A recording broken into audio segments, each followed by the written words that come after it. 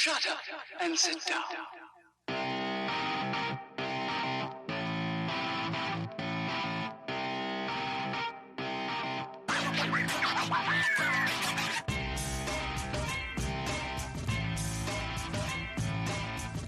Welcome to the Bricks King podcast, where I'm going to bend your ear about Lego, review those amazing bricks of plastic, and discuss what is new and up and coming around the Lego world. I'm your minifig host, Matt. Let's build on it. Welcome in, everybody. How are we doing today? Hopefully you're doing quite well. Been waiting to get this one out. Been waiting to get this episode out. And as I mentioned on the last episode, we were kind of waiting on an interview and some of the other things that happen along with PR type stuff, right? You just kind of have to wait sometimes when you're asked to wait and stuff like that. So I have this episode right here, what you're listening to right now. And I have an interview with the lovely lady that made the soundtrack, the green noise soundtracks for this set. As you build it, you get to hear the animals and stuff like that. It's phenomenal. So that interview will be coming hopefully here in the next few days. Anyway, what we need to do is we need to talk about these bugs. Who would have ever thought that Lego would make a set specifically with just bugs? I would have never guessed. Now, obviously, this falls under the Lego Ideas platform, which is somewhat different, obviously. The set I'm talking about is called the Insect Collection.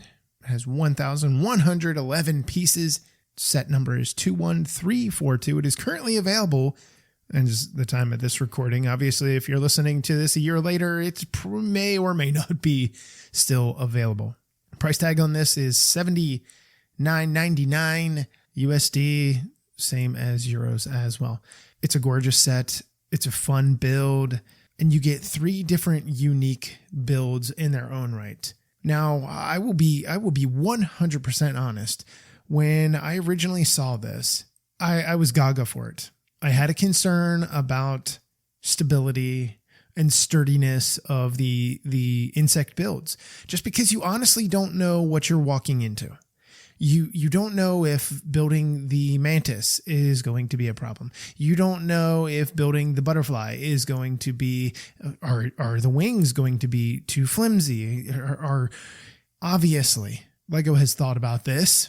They took the original design, which was awesome. It was something I'd voted for. I wanted this. I thought it was different. It was exciting. I just didn't know how well it would do. And I think it's done pretty well. The reception has seemed to be honestly pretty good. So let's go ahead and we'll talk about the Chinese mantis. This mantis is actually really large. These are pretty giant-sized insects. Obviously, you want to see the details and stuff like this. If I'm not mistaken, this absolutely is an exclusive print on the eyes, because you need those special eyes for the mantis. So let's talk about how this thing sits. You build a base. The bases are all identical other than the little plant detail that you see. You've got some ladybug prints that are down in here. But essentially the little branches that they all kind of sit on are built maybe not 100% identical, but pretty much similar. So you have these different colors of tan and nougat and stuff like that. And then you have all these leaves. Now, what is kind of neat here is you have 2 big of those plant leaves that they use on the botanicals collection. They have those where I think it was maybe on the orchid was maybe where we saw them, I think. But you have these big, giant, dark green plant leaf pieces. And then you have a bunch of cracked egg type pieces to make up flowers. You have some other greenery pieces here, other standard plant pieces. But the build, the main focus of this thing is the Chinese mantis. Now, it is only held on by 4 studs, which is great because you want to be able to, take it off, maneuver it. The legs are kind of interesting in the way that they are done. They actually use, sand green revolvers, which I would never thought of. The actual feet of the insect, the bottom little dagger type feet. And I think it's unique because on the revolver here, you have, I guess, the end sight, and you have the cocking handle, trigger handle, whatever it's called. Not a, giant gun nut or anything like that. But they those little points right there, that's how that mantis is grabbing onto things, or, keep from sliding and such. At least I would imagine. So there is possibility here for the legs. They can go in and out.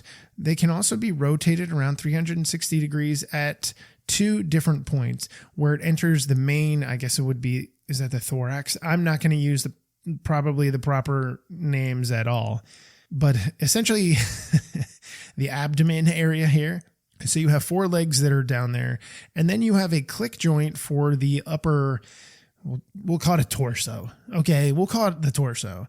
So you have a click joint there to be able to get him in a very, kind of cool pose. And I'm a giant fan of how they did his or her, I guess, claws. I don't know what they're called on a mantis, but they used, I believe these were Ninjago swords they're like the weird kind of scabbard. I cannot remember what season. I want to say it was on Crystallized, but I'm not 100% sure. So you have articulation right there. You have articulation in what would be the elbow. It can be rotated around because it is attached to a bar. And then you can actually move that entire assembly at what would essentially be the shoulder joint. You can move it together or independently. Doesn't really matter. They use a clip for the mouthpiece beak type deal that he's got going on here, which I think is great, and gold toolbars for the antenna. I love it. And they actually use a lime green, and I apologize here. It's gold and lime green. The main build of this is lime green, but they use a lime green plant piece that's quite narrow, that we've seen as leaf pieces, we've seen as wings and stuff like that. As the back of this thing, I think that was really neatly done. But it's real simple. You just pop this guy on and off, and it's great. And he's at an incline, so it just looks sharp. There's just something about it, man. I love the way it is done. It is so cool looking. I was, like I said, I was a big fan of this set when I saw it, and I love this even more. So then we're going to move on to the butterfly, because the butterfly is super, super colorful, and you get a different build here.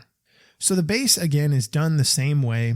You have more of an upright branch type piece here. Again, same kind of coloring there, the nougats, the tans. And then you have your butterfly, again, same kind of thing, where it just attaches by a few studs. I'm going to see if I can get him off here. There we go. Oh, I apologize. It is not studs. It is 2 bars that hold this guy into position, which honestly, in hindsight, thinking about it, probably the best thing. Studs might not be the best choice because the wings are actually very heavy. So we'll talk about the butterfly in a moment. So you have some flowers here. You have this giant, I don't even know what kind of flower this is, but you have this giant flower that is at the base of this little plant that he is on. And the great thing about it is there's a bunch of green pieces around the bottom of this thing, but you have this big plant, and there's articulation in all of the colors here. You have some dark red.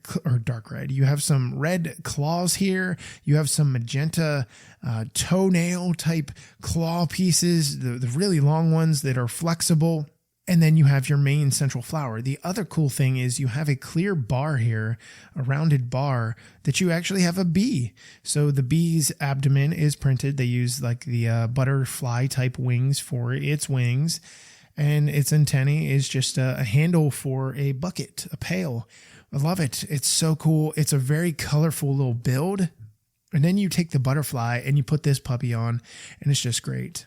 So the articulation on the butterfly wings, the wings are just clipped into the central body. The central body is pretty simple. It's not anything complex, but it is rigid enough. So the wings are held together with a bunch of pieces here. Now, to be able to get this kind of unique angle of the butterfly wings, what they actually did is they used their 1x2 hinges. So 1x2 attaches at the central pivoting point, and then another 1x2. So it's nice. And then you lock those into place. Essentially, you don't actually lock them. but they're blocked by, the other plates and such. So I like the way that was done. I thought that was kind of neat. But over on the front side, looking down on top of the wings, you just have all these colors of blue, these Azure colors with the actual blue. And it's just nice. You have a lot of Nexonite shields in here. You have a bunch of different kinds of tiles that are used, long and short. Only a few studs that are sticking out on top, which is really unique. And then you have these printed pieces for the top end of the wings. And they just have some dots for the camouflaging coloring of this butterfly. Now, the wings are actually quite heavy. A lot of plates here. A lot of plates. 2, 3, and even in some places 4 plates thick. So there's a lot going on, but it is tiered. So not only does your eye get attracted to the different colors, it gets attached, or it's also focusing on all of the shields and tiles and stuff like that. And then you have 2 separate tiers, 2 separate levels separated by a plate width. I love that. So you just put this guy back on the bar, and it's really well done. There's honestly, I don't think there was anything else that I was hoping for this. It's just done really, really perfect. I hate to say perfect, but the darn thing is pretty much perfect. I really cannot find any issue with it whatsoever. And man, I'm just blown away by the intricate detail in these builds, all 3 of them. And so far you've heard about the first 2. So the Hercules beetle has to be one of the most interesting things. That is the other insect that is here, and we'll talk about it in a moment. But again, let's talk about the little scenery build that you have here. Base is the same, some greenery pieces down on the bottom. This one actually has a chunky base build to it of the log type plant form, whatever it is that he is sitting on, because he has a wider body. And then you have some mushrooms that are sticking up here. Really interesting use of pieces here. They use some of the white. We've seen them. You guys usually see them as like ribs on like dinosaurs and stuff like that. They're inverted here, and you have the white cones, and then you have your really light blue. I don't even know what this color is. Is it like a light sand blue? Is that sand blue? I don't know. I've never seen it on these little canopy type pieces that you would use as maybe an umbrella or such.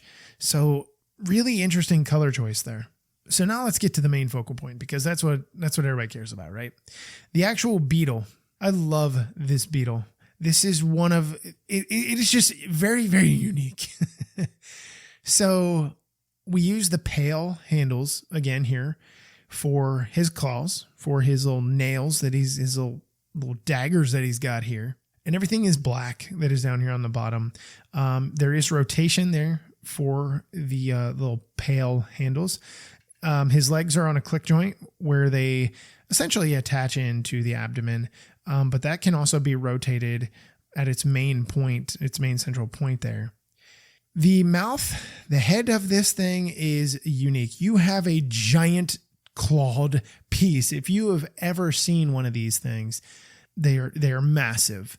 The little claw things that they have sticking out, the part of them. Now, the funny thing is here, so where his eyes are below where the mouth is. It's really, really bizarre. It's just super unique. Anyway, so you have his little mouth here, and it's just sharp. There's something about it. I don't know what it is. The way it's done, there's just a lot here. So you have this little mouth and mouth type pieces that are going on here. I love this thing. It's just so neat. But you have some movement here. You have a ball joint for that little mouth area that you've got going on. So you have that. So that can be moved around a little bit. There's not really much side to side. It's just pretty much up and down. And then the upper horn type giant poker piece that you have here is just on a little hinge. Then we move back to the central body. Central body is really giant, built out, a lot going on there, a lot of different tiers and such. Some more claw pieces that run down the side of it just for texture and stuff. But then you get back to his wings. You get to the main body back end of this on the abdomen, and you have this built up. They have an inner wing to fly, and then they have these outer wings. I don't know if these are meant to fly or not, but they just stick upright. They are on hinges, so they can be moved up and down and stuff like that. So you can get some posability with this, but this thing is basically meant to be, everything is opened up. That is essentially how it is built. Why it is built that way, I'm not quite sure. Anyway, so you have those two giant pieces. You have the flamish orange yellow color, and then you have some, I think that's cool yellow pieces here for the exterior wings. The interior flight wings are they're different. And when I say they're different, there's not a whole lot of movement that is supposed to be done here because it is attached by a bar into this central body. There's really no way you can move it slightly. I shouldn't say there isn't really a way. You can move it slightly up and down and in and out, but you do have to be careful because the wing can pull off because it is a bar that goes into a 1x1 open stud that then attaches to a plate on the main central body. So you have brown that is around the exterior of these wings, and then you have nothing but trans orange here and some trans yellow, but you get the trans orange Nexonite shields for this. I like that. It's just really well done. Very colorful, catches the eye, just really beautiful. And then you move to the rear end here and just a bunch of brown, nothing really wild, but there's some texturing that is going on there. So that looks pretty good for what it is. So then you just pop this little buddy on there and you're good to go. Now you can pose all of these in your own way if you so choose. The thing that I noticed is it is a pain in the butt to get the legs. Well, on two of these that have the legs, to be able to get them in any kind of really meaningful pose, it is going to drive you absolutely bonkers. But I think this would be something really fun to photograph. If you're into photography, I think it'd be a really cool idea. You can put it out in your own little actually wild scenery. Now, obviously, these are much larger, but maybe they got into some sort of something nuclear waste type thing, and they're now much larger and stuff. I'm thinking like Teenage Mutant Ninja Turtles, some kind of ooze that they had wandered into. So as a whole, I think for the price, this is absolutely a slam dunk. Some of you are going to say, "Oh, it seems a little pricey. It's only 1,100 pieces." You are hard pressed to find an $80 set in most things, like Lego City, for instance, with this many pieces. However, a lot of larger pieces here, as I'd mentioned, is some of the leaf pieces. And you do get a bunch of different type of greenery pieces here. So you do have some larger pieces that are going on here. So obviously the cost of that is slightly different versus, something where, for instance, if you were going to brick build a leaf, well, it doesn't justify it for me. I don't want to trade that one solid piece for, 40 pieces, 25 pieces. I don't want that. So I'm okay with that. As far as the design goes, I got to give the design 9.5. Let's go 9.85. I would say really well done. Love it. The color is there. It's a very interesting set. Whether you like the green noise soundtracks or not, it's an added bonus to go along with it. Either way, you really end up with something that's different. It can be displayed, which is I'm a giant fan of that. So that's after I'm done chatting about these, they're going back on a shelf where they were because I love the way that they're done. And they just add so much color to an area, to a desk, to a shelf, to anything, a counter. So that's going to wrap it up for the insects. They are currently available. They are not out of stock. They are not on back order. The holiday season coming up, I think this would make a really cool gift for somebody that's not into a specific type of theme, somebody that just likes Lego in general. This would be cool. I think everybody will like the build. I think you guys would love the build of this thing. And if you've built it already, you already know how well done it is. So that'll wrap up the show. Stay tuned for the interview with Sana Kelly. And until we meet again, I'm your minifig host, Matt. Let's build on it.